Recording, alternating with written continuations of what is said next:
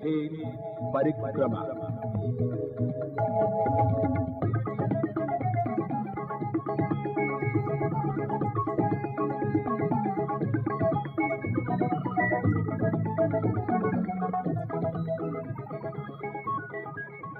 नमस्कार श्रोताओं, स्वागत है खेल जगत के साप्ताहिक कार्यक्रम खेल परिक्रमा में। मैं हूं अल्पी और मेरे साथ हैं रेडियो दोस्त संजय किशोर। नमस्कार संजय जी। नमस्कार अल्पी जी, और श्रोता बंधु आप भी हमारा नमस्कार स्वीकार कीजिए। यूं तो कार्यक्रम में आज कई खेल गतिविधियों की जानकारी होगी, लेकिन हम सबसे पहले आपको बता दें कि FIH पुरुष हॉकी विश्व कप में एक हार के बाद भारत का विश्व चैंपियन बनने का सपना अधूरा रह गया। वहीं दूसरी ओर भारत ने न्यूजीलैंड के साथ हुए 3 मैचों की सीरीज जीतकर कीवियों का वनडे जीतने का वर्चस्व जो है उसे खत्म कर दिया। बिल्कुल, और इसके लिए टीम इंडिया को ढेर सारी शुभकामनाएं। तो इन्हीं शुभकामनाओं के साथ बढ़ते हैं कार्यक्रम में आगे और सबसे पहले नजर डालते हैं खेल गतिविधियों पर, सेगमेंट खेल के मैदान से में।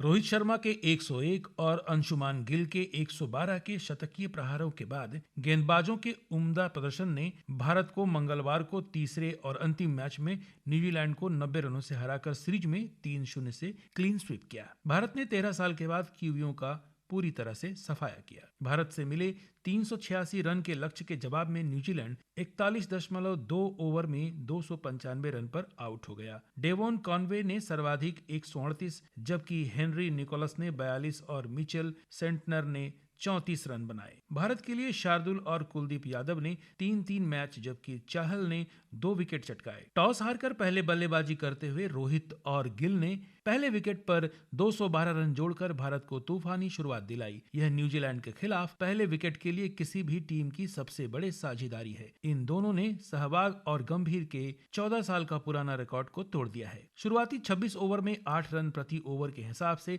रन बनाने वाली भारतीय टीम एक समय 500 के करीब पहुंचती दिख रही थी, लेकिन अंतिम 24 ओवर में न्यूजीलैंड ने टीम को 173 रन ही बनाने दिए और 8 विकेट चटका दिए। इससे टीम इंडिया 9 विकेट पर 385 रन ही बना पाई। यह भारत का कीवी टीम के खिलाफ दूसरा सबसे बड़ा स्कोर है। इससे पहले मार्च 2009 में क्राइस्टचर्च में 4 विकेट पर 392 रन बनाए थे। हार्दिक पांड्या ने अंतिम ओवर में 54 रन की पारी खेली। बाद में नंबर 1 टीम बनने पर कप्तान रोहित शर्मा ने कहा कि हम रैंकिंग को लेकर बहुत अधिक बात नहीं करते। ऑस्ट्रेलिया के खिलाफ टेस्ट सीरीज में भी यही रवैया होगा। स्मृति मंधाना और कप्तान हरमनप्रीत कौर के नाबाद अर्धशतकों से भारतीय महिला क्रिकेट टीम ने त्रिकोणीय T20 सीरीज के तीसरे मैच में वेस्टइंडीज को 56 रन से हरा दिया। भारतीय टीम ने पहले मैच में दक्षिण अफ्रीका को 27 रन से हराया था। दूसरे मैच में दक्षिण अफ्रीका ने वेस्टइंडीज को 44 रन से शिकस्त दी थी। सोमवार रात खेले गए मैच में टॉस जीतकर पहले बल्लेबाजी चुनने वाली भारतीय टीम ने 20 ओवर में 2 विकेट पर 167 रन बनाए। जवाब में वेस्टइंडीज टीम 4 विकेट पर 111 रन ही बना सकी। सलामी बल्लेबाज यस्तिका भाटिया और मंधाना ने 33 रन की साझेदारी की। भाटिया को ऑफ स्पिनर करिश्मा रामहाराक ने 18 के स्कोर पर आउट कर दिया। हरलीन देओल सनिका ब्रुश की गेंद पर पग बाधा आउट हो गईं। 2 विकेट 52 रन पर गिरने के बाद मंधाना और हरमनप्रीत ने पारी संभाली। पहले मैच में बाहर रही हरमनप्रीत ने 35 गेंद में 8 चौके से नाबाद 51 रन बनाए। मंधाना ने 51 गेंद में 10 चौके और 1 छक्के से नाबाद 74 रन बनाए। दोनों ने 12 ओवर क्रीज पर डटे रहकर 112 रन की नाबाद शतकीय साझेदारी से टीम को अच्छे स्कोर तक पहुंचाया। FICC पुरुष हॉकी विश्व कप चैंपियनशिप में भारत का सफर थम चुका है, लेकिन हम आपको बता दें 3 बार की विश्व हॉकी चैंपियन ऑस्ट्रेलिया ने चौथे खिताब की ओर कदम बढ़ा दिया है। मंगलवार को रोमांचक क्वार्टर फाइनल में उसने स्पेन को 4-3 से मात दी। ऑस्ट्रेलिया ने 1986, 2010 और 2014 में विश्व कप जीता है। उसने 1978 के बाद हर टूर्नामेंट के सेमीफाइनल में अपनी जगह बनाई है। गत विश्व चैंपियन बेल्जियम ने दूसरे क्वार्टर फाइनल में दुनिया की 12वें नंबर टीम न्यूजीलैंड को 2-0 से शिकस्त देकर सेमीफाइनल में प्रवेश किया। टॉम बुन ने 10वां और फ्लोरेंट ओबेल वैन ने 15वें मिनट में विजेता टीम के लिए गोल किए। विश्व की नंबर 2 टीम बेल्जियम अब लगातार दूसरा विश्व कप जीतने से 2 कदम दूर है। अब बेल्जियम का सामना गत उप विजेता नीदरलैंड्स या दक्षिण कोरिया में से किसी एक से होगा। कारेन खाचानोव और स्टेफानोस सित्सिपास ने मंगलवार को ऑस्ट्रेलियन ओपन के सेमीफाइनल में प्रवेश कर लिया। महिला एकल में 2 बार की पूर्व चैंपियन विक्टोरिया अजारेंका और एलेना रायबाकिना ने अंतिम 4 का टिकट कटा लिया है। अमेरिका के सेबास्टियन कोडा ने कलाई में चोट से मुकाबला बीच में ही छोड़ दिया। इससे खाचानोव को अंतिम 4 का टिकट मिल गया। खाचानोव ने जब कोर्ट छोड़ा तो वह 7-6, 6-3, 3-0 से आगे थे। अब खाचानोव का सामना तीसरे वरीय स्टेफानोस सिट्सिपास से होगा। नंबर 4 खिलाड़ी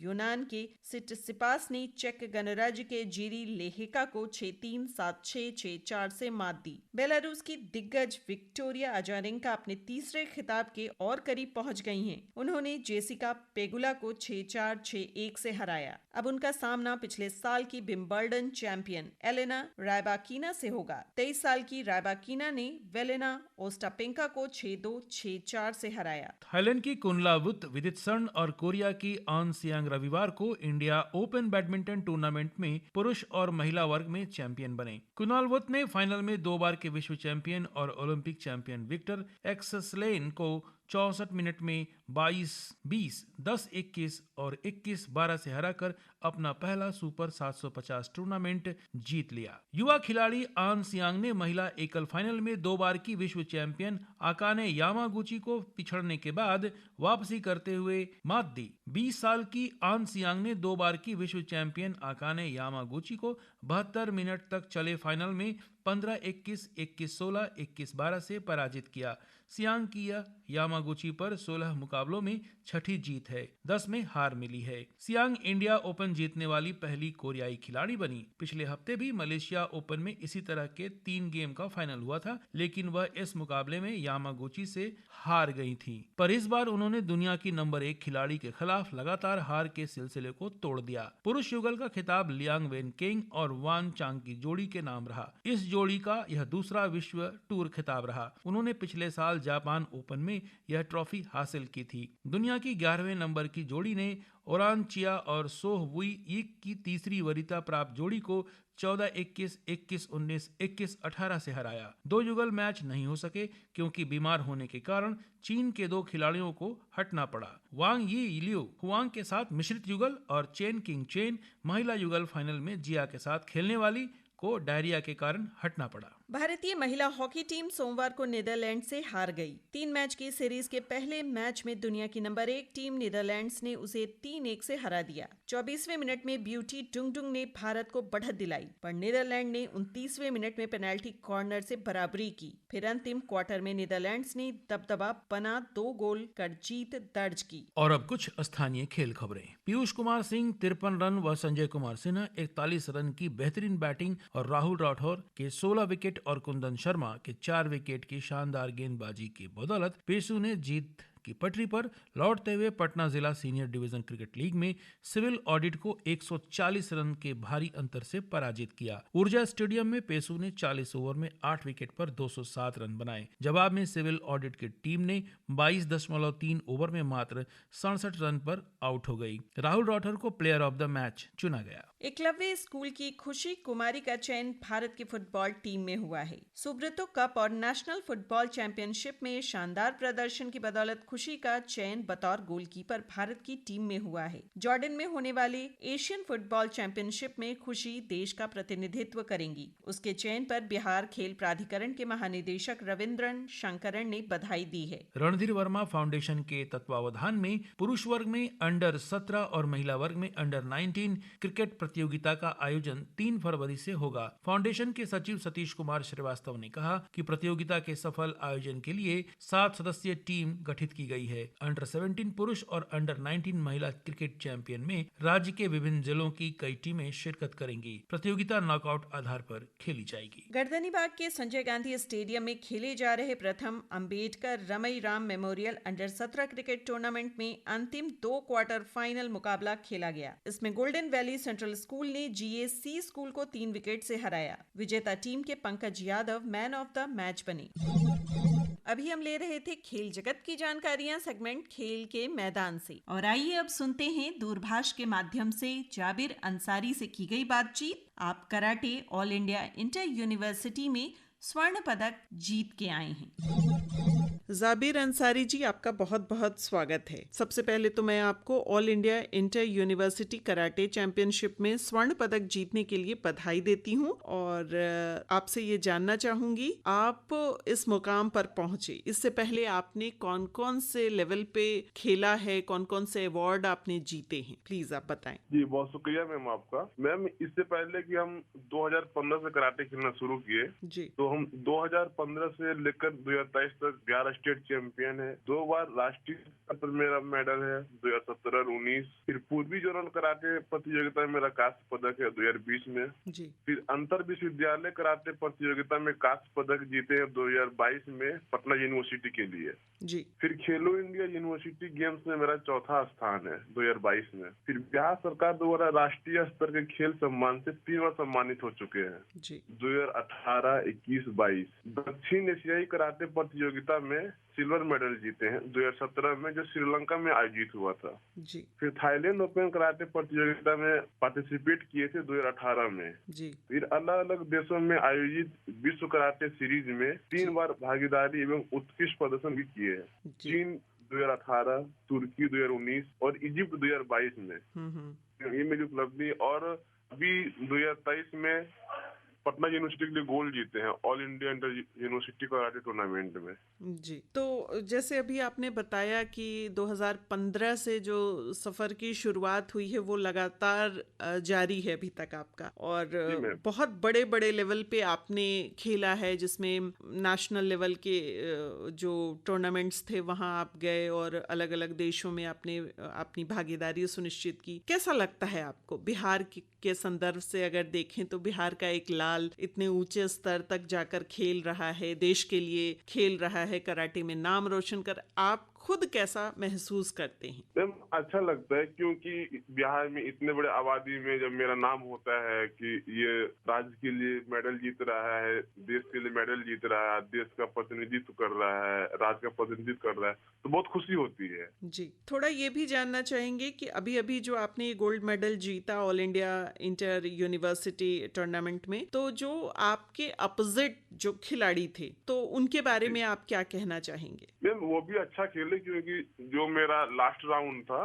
वो जैन यूनिवर्सिटी बेंगलोर खिलाड़ी थे। तो हम लोग का मतलब वो कराटे टूर्नामेंट 3 मिनट का होता है। हम लोगों ने 3 मिनट जब ट्राई किए, तो वो भी तो सबको हरा के फाइनल पहुंचे थे, हम भी सबको हरा के फाइनल पहुंचे थे। जी, तो दोनों तो अच्छे खिलाड़ी हैं। तो हम लोगों ने 2.5 मिनट तक एक दूसरे पे अटैक ही नहीं किए कि पहले कौन अटैक करता है, क्योंकि इसमें होता है कि कराटे में है कि आपको डिफेंस भी करना है और अटैक भी करना है।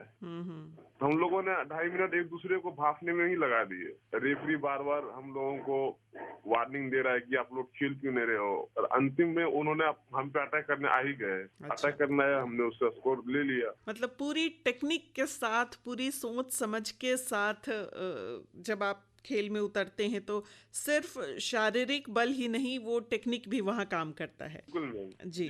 हम आप यदि खेल में थोड़ा सा भी मिस्टेक करते हैं, 1 सेकंड का थोड़ा सा भी लम्हा यदि आप मिस्टेक करेंगे तो आपके हाथ से गेम निकल जाएगा। जी, बिल्कुल। अच्छा, ये बताइए कि आगे की आपकी क्या योजनाएं हैं खेल को लेकर? मैम, अभी हम जब गोल्ड जीते यूनिवर्सिटी के लिए, तो मेरा सिलेक्शन अभी खेलो इंडिया यूनिवर्सिटी गेम्स के लिए हुआ है, जो कि शायद लखनऊ में होने वाला है। जी। तभी उसके लिए तैयारी चल रही है। और 2023 में एशियन गेम्स होने वाला है, क्योंकि ये ओलंपिक के बाद सबसे बड़ी गेम मानी जाती है, तो उसकी भी तैयारी में लगे हुए हैं। एक बार फिर से हम सबकी शुभकामनाएं होंगी आपके साथ कि आप और आगे बढ़ें और तरक्की करें और देश का, बिहार का नाम रोशन करें। जबीर जी, ये बताइए कि अपनी पढ़ाई के साथ साथ टाइम मैनेजमेंट है, मतलब खेल के लिए, प्रैक्टिस के लिए समय निकालना, वो सब कैसे मैनेज करते हैं? मैम, थोड़ा टफ होता है, लेकिन कर लेते हैं, क्योंकि पढ़ाई थोड़ा कम करते हैं, खेल पे ज्यादा ही फोकस रहता है। जी। क्योंकि हम सुबह 5 बजे उठते हैं और 5 से 6:30 रनिंग करने जाते हैं सुबह। फिर 7 बजे से अपना एकेडमी प्रैक्टिस करने जाते हैं 7 से 9। फिर वापस रूम आते हैं, अपना फ्रेश होके खाना बनाए, कॉलेज चले गए, कॉलेज से वापस 2-2:30 बजे आए और उसके बाद फिर अपना रेस्ट किए, खाना खाए, फिर एकेडमी चले गए प्रैक्टिस करने के लिए। जी ऐसा ही रूटीन चलता है जी, मतलब जी तोड़ मेहनत एकदम पढ़ाई के साथ साथ खेल में भी दिया जा रहा है। जी मैम। जो श्रोता हमारे इस वक्त आपको सुन रहे हैं, खास तौर से जो खिलाड़ी श्रोता हैं, जो बच्चे हैं, उनके लिए आपका कोई संदेश? जी मैम कि आप यदि जिस खेल से आप मतलब खेल रहे हैं उसमें आप अच्छे से मेहनत कीजिए और अपने खेल में 100% दीजिए, अपने खेल से प्यार कीजिए और जो आपके आइडल हैं उनको फॉलो कीजिए कि वो किस तरह से खेलते हैं, उनका क्या टेक्निक है, तो आप भी आगे जाएंगे। आपके आइडियल कौन है? मेरे आइडियल मैम इटली के हैं लुगी बूसा, जो ओलंपिक गोल्ड मेडल जीतते हैं 2021 में जो हुआ था ओलंपिक। जी, वही मेरा आइडल है। बहुत बहुत शुभकामनाएं आपको हमारे साथ जुड़ने के लिए और इतनी अच्छी बातें साझा करने के लिए। बहुत बहुत धन्यवाद। श्रोताओं, आगे बढ़ते हुए सुनते हैं रिपोर्ट हॉकी विश्व कप 2023 में भारत का प्रदर्शन। भारत के लिए यह सप्ताह बहुत ही निराशाजनक रहा, क्योंकि भारत ने FIH पुरुष हॉकी विश्व कप में न्यूजीलैंड के खिलाफ क्रॉसओवर मैच के पेनल्टी शूटआउट में 4-5 से हारकर खिताब की दौड़ से बाहर हो गया। नियमित समय में यह मुकाबला 3-3 की बराबरी पर छूटा था। विश्व रैंकिंग में 6ठे स्थान पर काबिज भारतीय टीम लगभग 15,000 घरेलू समर्थकों के सामने अपने प्रदर्शन में चूक गई और शुरुआती हाफ में एक समय 2-0 की बढ़त हासिल करने के बाद न्यूजीलैंड को वापसी का मौका दे दिया। इस हार के साथ ही भारत का 48 साल के बाद विश्व कप का खिताब जीतने का सपना भी टूट गया। भारत के लिए ललित उपाध्याय ने 17वें मिनट, सुखजीत सिंह ने 24वें मिनट और वरुण कुमार ने 40वें मिनट में गोल किए। न्यूजीलैंड के लिए सैम लेन ने 28वें मिनट में मैदानी गोल किया, जबकि केन रसेल ने 43वें और सीन फिंडले 49वें मिनट में पेनाल्टी कॉर्नर को गोल में बदला। क्वार्टर फाइनल में न्यूजीलैंड के सामने अब मौजूदा विश्व चैंपियन बेल्जियम की चुनौती होगी। पेनाल्टी शूटआउट में स्ट्राइक के पहले 5 सेट के बाद स्कोर भी बराबरी पर था और आखिर में सडन डेथ में मैच भारत के हाथों से निकल गया। कप्तान हरमनप्रीत सिंह के पास सडन डेथ में भारत को जीत दिलाने का सुनहरा मौका था, लेकिन वह गोल करने में नाकाम रहे। अनुभवी गोलकीपर PR श्रीजेश ने भारत को 2-3 से पिछड़ने के बाद शानदार बचाव किए। इसके बाद सडन डेथ में एक और बचाव के दौरान वह चोटिल हो गए। इसके बाद कृष्ण पाठक ने सडन डेथ के अगले 3 दौर में गोलकीपर की भूमिका निभाई। आखिर में शमशेर सिंह गोल करने से चूक गए और सैम लेन ने गोल कर न्यूजीलैंड को जीत दिला दी। निर्धारित समय में भारत ने 11 पेनाल्टी कॉर्नर अर्जित किए और उनमें से 2 को गोल में बदला, जबकि न्यूजीलैंड को सिर्फ 2 पेनाल्टी कॉर्नर मिले। भारत को गोल करने के कई मौके मिले, लेकिन अग्रिम पंक्ति की फिनिशिंग कौशल की कमी देखने को मिली। भारत ने मैच के शुरू से ही आक्रामक रुख अपनाया और अभ्यास के दौरान चोटिल हुए मनदीप सिंह ने न्यूजीलैंड के सर्कल में शानदार प्रदर्शन किया। भारत ने 24वें मिनट में चौथे पेनाल्टी कॉर्नर पर सुखजीत सिंह के गोल से जल्द ही बढ़त को दोगुना कर दिया। हरमनप्रीत के ड्रैग फ्लिक को न्यूजीलैंड के गोलकीपर ने रोक दिया, लेकिन रिबाउंड पर सुखजीत ने शानदार मौका बनाकर उसे गोल में बदल दिया। न्यूजीलैंड ने हाफ टाइम में 1 मिनट पहले सैम लेन की गोल से वापसी की। उन्होंने टीम के 7 खिलाड़ी के क्रॉस को भारतीय गोल पोस्ट की बाईं ओर मारा। मध्यांतर के समय न्यूजीलैंड की टीम 2-1 से आगे थी। न्यूजीलैंड ने तीसरे क्वार्टर में बराबरी के लिए दबाव बनाया और वे कुछ मौकों पर भारतीय डी में आ गए, लेकिन घरेलू टीम ने 41वें मिनट में पेनाल्टी कॉर्नर को भुनाकर 2 गोल के अंतर से बढ़त बना ली। लेकिन 43वें मिनट में भारतीय डिफेंस ने गलती कर दी, जिसके चलते न्यूजीलैंड को पेनाल्टी कॉर्नर मिला, जिसे गोल में बदलने में न्यूजीलैंड सफल रहा। चौथे क्वार्टर में भारतीय डिफेंस बिखरी नजर आई, जिसका फायदा न्यूजीलैंड ने उठाया। क्रॉसओवर में भारत की हार के साथ करोड़ों फैंस का दिल टूटा। न्यूजीलैंड ने पेनाल्टी शूटआउट में टीम इंडिया को मात देकर क्वार्टर फाइनल में जगह बना ली। न्यूजीलैंड के अलावा Korea, Australia, Spain, Netherland, Belgium, England और जर्मनी की टीम टॉप 8 में कदम रखने में कामयाब रही है। क्वार्टर फाइनल मुकाबले 24 जनवरी से शुरू हो चुके हैं। वहीं भारत को टूर्नामेंट का अपना आखिरी मुकाबला जापान के साथ 26 जनवरी को खेलना है। भारत का अभी एक और मुकाबला बचा हुआ है। इस मुकाबले के जरिए टीम इंडिया 9 से 16 पायदान के बीच अपनी जगह बनाने की लड़ाई लड़ेगी और इसी के साथ भारत का हॉकी विश्व कप जीतने का सपना भी चकनाचूर हो गया। हम आपको बता दें कि भारत ने 1975 में एक बार विश्व कप जीता था। हॉकी विश्व कप 2023 में भारत का प्रदर्शन, इस रिपोर्ट के बाद चहल पहल।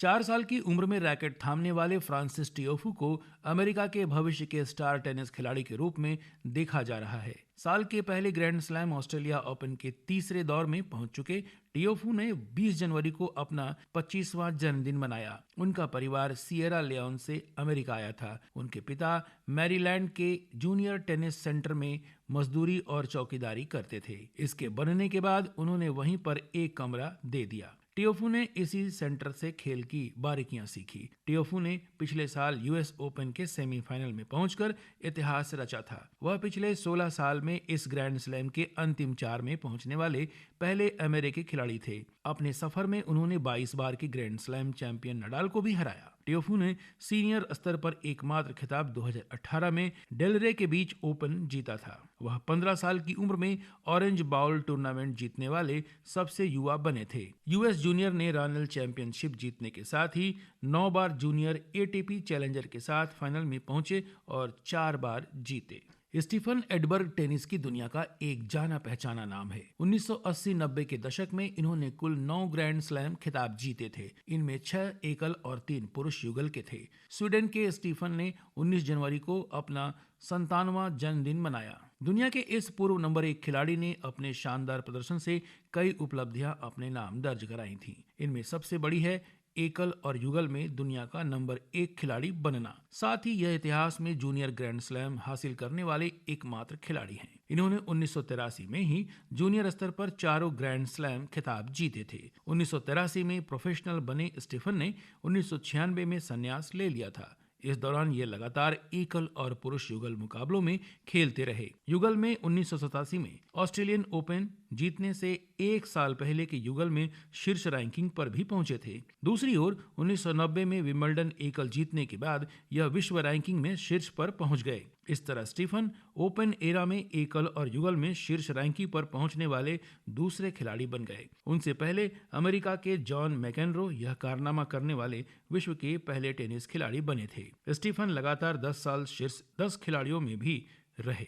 फ्रांस के टेनिस स्टार निकोलस माहुत भले ही एकल में ज्यादा छाप नहीं छोड़ पाए, पर इतिहास के पन्नों में अपना नाम जरूर दर्ज करवा लिया। 21 जनवरी को अपना 41वां जन्मदिन मनाने वाले निकोलस के नाम टेनिस इतिहास का सबसे लंबा मैच खेलने का रिकॉर्ड दर्ज है। 2 दिन तक चला यह मुकाबला 11 घंटे 5 मिनट में खत्म हुआ था। 2010 में विंबलडन के इस पहले दौर के मुकाबले में निकोलस को अमेरिका के जॉन स्नेर के हाथों शिकस्त मिली थी। इसका 5वां सेट टाई ब्रेकर 70-68 में रिकॉर्ड 8 घंटे 11 मिनट तक चला। यही नहीं, इस मैच में उन्होंने रिकॉर्ड 502 अंक अर्जित करने के साथ ही हार के बावजूद 91 गेम जीतने का रिकॉर्ड भी बनाया, जो आज तक कायम है। 5 साल की उम्र में टेनिस की शुरुआत करने वाले निकोलस ने एकल में 4 खिताब जीते, वहीं युगल में 39 हफ्तों तक दुनिया के नंबर 1 खिलाड़ी रहने के साथ ही करियर ग्रैंड स्लैम यानी 4 ग्रैंड स्लैम भी पूरा किया। उन्होंने 2 बार फ्रेंच ओपन जबकि एक बार ऑस्ट्रेलियन ओपन, यूएस ओपन और विंबलडन की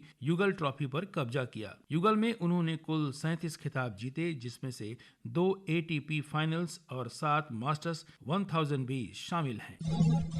सेगमेंट चहल पहल के बाद वक्त हो चला है आपके अपने चहेते सेगमेंट यानी कि खेल पहेली का, जिसमें हर बार हम आपसे पूछते हैं 2 सवाल और आपको बताते हैं पिछले अंक में पूछे गए दोनों सवालों के सही जवाब। तो चलिए सबसे पहले हम आपको पिछले अंक में पूछे गए दोनों सवालों के सही जवाब बताते हैं। हमारा पहला सवाल था 2023 मेंस हॉकी विश्व कप का समापन कब होगा? इसका सही जवाब है 2023 मेंस हॉकी विश्व कप का समापन 29 जनवरी 2023 को होगा। और हमारा दूसरा सवाल था भारत न्यूजीलैंड के बीच 3 वनडे मैचों की सीरीज का पहला मुकाबला कहां खेला गया था? सही जवाब है भारत न्यूजीलैंड के बीच 3 वनडे मैचों की सीरीज का पहला मुकाबला हैदराबाद में खेला गया था। और श्रोताओं, ध्यान से सुन लें, कागज और कलम लेकर आप नोट भी कर लें हमारे आज के 2 सवाल। हमारा पहला सवाल है, भारत में खेले गए भारत न्यूजीलैंड वनडे सीरीज में किसकी जीत हुई है? सवाल एक बार फिर से सुन लीजिए। भारत में खेले गए Bharat New Zealand one day series match में जीत किसकी हुई है? और आज का दूसरा सवाल है, मेंस हॉकी विश्व कप का खिताब भारत ने किस वर्ष जीता था? सवाल एक बार फिर से बता देते हैं। मेंस हॉकी विश्व कप में खिताब भारत ने किस वर्ष जीता था? श्रोताओं, इन दोनों सवालों के सही जवाब भेजने के लिए आपके पास है पूरे 1 सप्ताह का समय, यानी कि अगले मंगलवार की शाम तक। चाहे तो आप पत्राचार के माध्यम से भी हमें जवाब भेज सकते हैं या फिर ईमेल के माध्यम से। तो इसके लिए आप नोट कर लें हमारा पत्राचार का पता। कार्यक्रम खेल परिक्रमा द्वारा केंद्र निदेशक आकाशवाणी पटना 800001।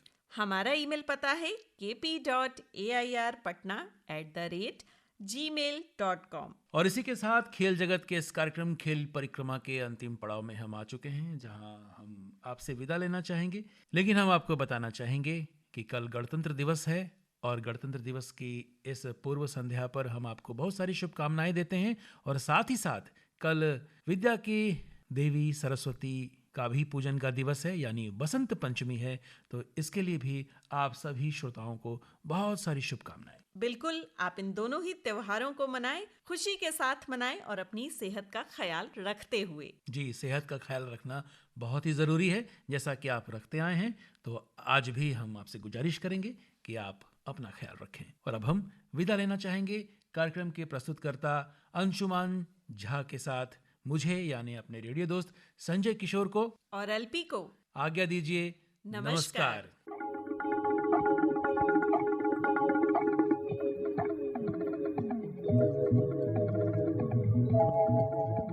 खेल परिक्रमा।